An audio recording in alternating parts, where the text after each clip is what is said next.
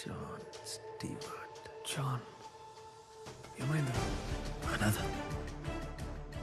ఇకపోతే మీ 5 ఫ్యామిలీకి సంబంధించిన డీటెయిల్స్ ఉన్నాయి. మా 5 గురించి తెలుసుకోవడానికి ఈ ఫైల్ కావాలా?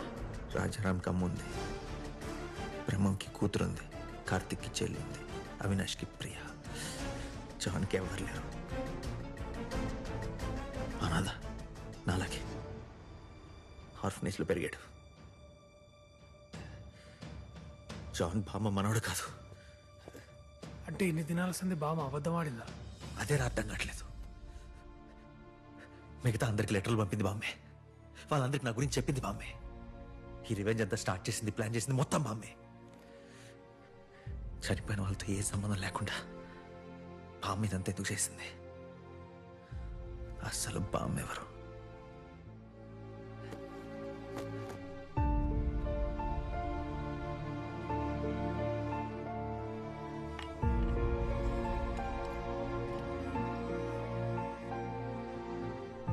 మొత్తం తీసుకెళ్ళిపోయిందిరా.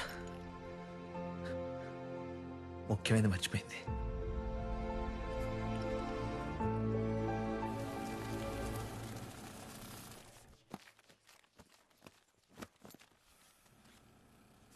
అమ్మా, మీరు చెప్పినట్టుగానే సమానంగా 5 బ్యాగులు డబ్బు సర్దాం. ఇప్పుడు వీటిని ఏం చేయమంటారమ్మా? 5 బ్యాగులు విడిగా అటు పక్కన పెట్టండి. ఏం చెయ్యాలో తర్వాత నేను చెప్తాను. సరేనమ్మా. పార్థ, నాకు తెలుసు పార్థ, నేను ఎక్కడున్నానో నన్ను వెతుక్కుంటూ వస్తావని.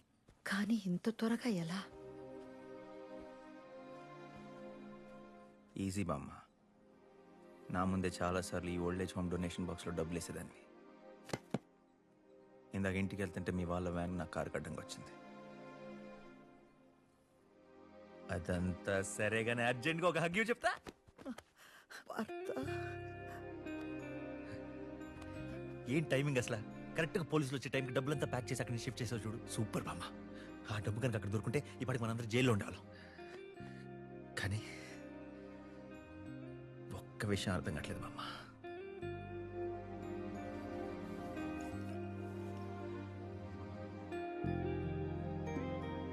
నిజం ఎందుకు దాచావు?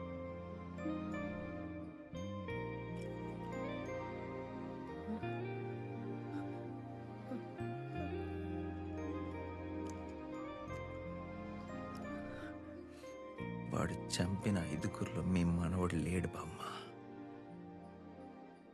వాడు చంపింది 5 కాదు, 6. నీ భర్తతో సహా.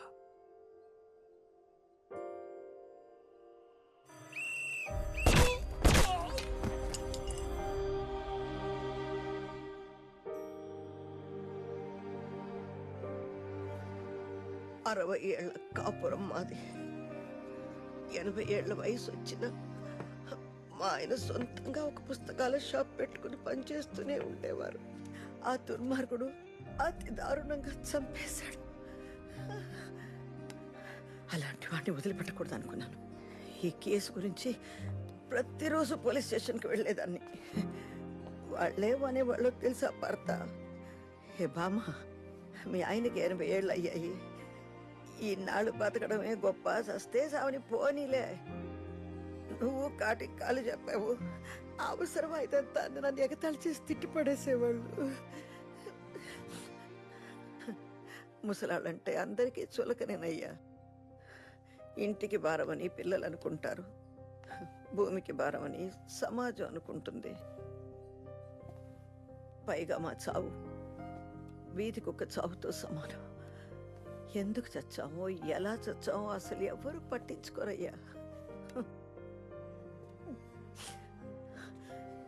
నిజం ఎందుకు దాచావని అడిగావు కదా. చనిపోయింది నా మనవడు కాదు, వయసైన నా భర్తే అంటే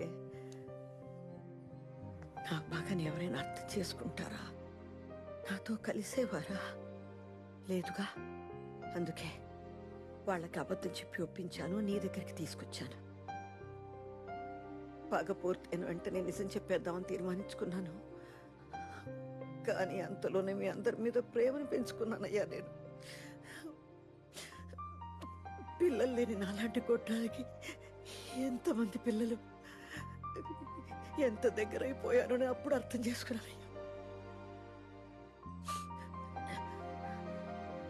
కానీ ఆ రోజు చిన్ను లిఫ్ట్లో ఇరుక్కుపోయిందే, ఆ పరిస్థితి చూసి తట్టుకోలేకపోయాను.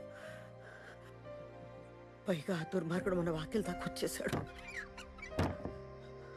అప్పుడు నేను నిర్ణయించుకున్నాను, పగ తీరకపోయినా పర్వాలేదు, నా మూలంగా ఎవరికి ఏ ప్రమాదం జరగకూడదని నేను నిర్ధారించుకున్నాను. నేను మోసం చేశానని మీరందరూ నా మీద ద్వేషంతో నన్ను తిట్టుకుంటారు కదా, అప్పుడు ఇదంతా ఆపేస్తారని నేను ఇలా చేశానయ్యా.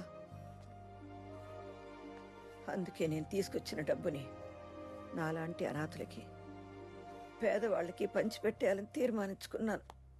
అమ్మాయ్యా, మీరంతా పగను మర్చిపోయి సంతోషంగా ఉన్న సమయంలో ఇదిగో మీ వంతు డబ్బు ఆ 5 బ్యాగుల్లో సర్దేశాను, పంపించేస్తాను. అంతా బాగానే ఉంది, కానీ చివరిలో ఈ డబ్బులు కావాలంటే బామ్మ ఇచ్చేసే బామ్మ. ఆ డబ్బులు కూడా ఇచ్చేసే.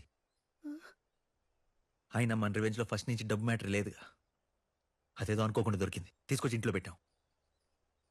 కానీ మనం ఎవరూ ఆ డబ్బుతో ఏం చేయాలో కూడా ఆలోచించలేదు. ఇప్పుడు నేను ఇక్కడికి వచ్చింది కూడా డబ్బుల కోసం కాదు.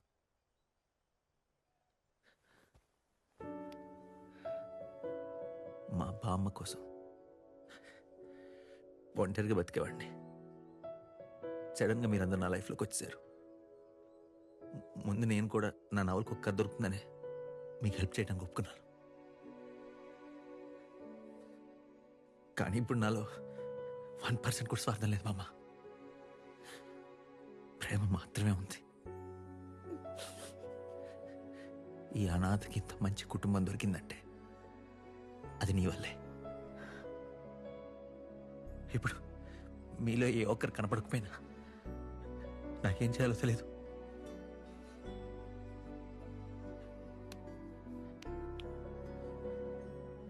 నువ్వు కావాలి బామ్మ, నాకే కాదు మా అందరికి నువ్వు కావాలి.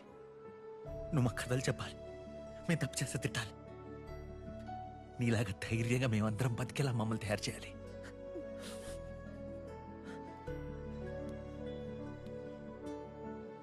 వాళ్ళందరికీ నువ్వు ఎక్కడున్నావు అని చెప్పాను. నీకోసం వస్తున్నారు, వాళ్ళతో వెళ్ళు.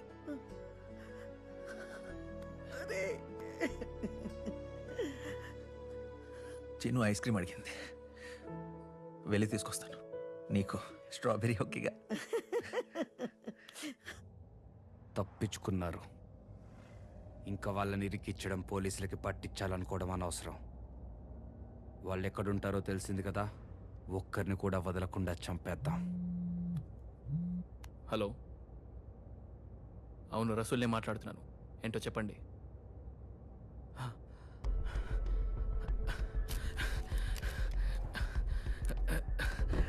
రసూల్ ఏమైంది? ఏం లేదు, ఏం లేదు, ఏం లేదు. ఏమైంది రసూల్? అది చిన్న పొరపాటు చేశాను దేవ్. పోలీసులకి ఫోన్ చేసి ఆ రైటర్ ఇంట్లో డబ్బుందని నువ్వు చెప్పన్నావు కదా, తొందరలో మర్చిపోయి నేను నా నంబర్ నుంచే పోలీసులకి ఫోన్ చేశాను. సైబర్ క్రైమ్ వాళ్ళు నా నంబర్ని ట్రేస్ చేశారంట. దేవ్, ఏ ప్రాబ్లం లేదు దేవ్, ఏ ప్రాబ్లం లేదు. అది ఫేక్ ఐడి ప్రూఫ్స్ పెట్టి సిమ్ కార్డ్ తీసుకున్నా కదా, పడేశాను. ఇంకే ప్రాబ్లం ఉండదు. వదిలే, నీ జేబులో ఉన్న పెన్ ఇవ్వు. దేవ్, నువ్వు అలా కోపంగా చూసేసరికి నాకెంతో భయం వేసిందో తెలుసా నీకు?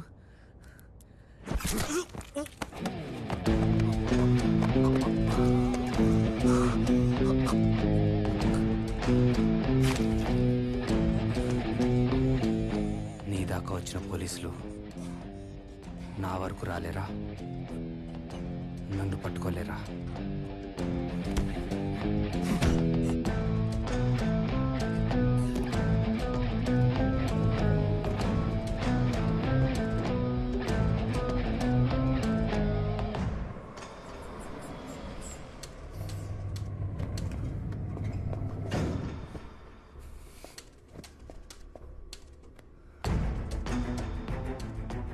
సారీ రసూల్, ఇంకెవ్వరిని చంపొద్దు అనుకున్నా.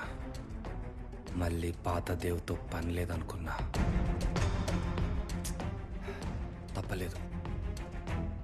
ఒక గ్యాంగ్ వల్ల కాదు కాదు, ఒక్కడి వల్ల, ఆ గ్యాంగ్లో ఉన్న ఒక్కడి వల్ల. ఎవరో గ్యాంగ్లో ఒకడు, గ్యాంగ్తో ఒకడు, గ్యాంగ్ వెనకాల ఒకడు.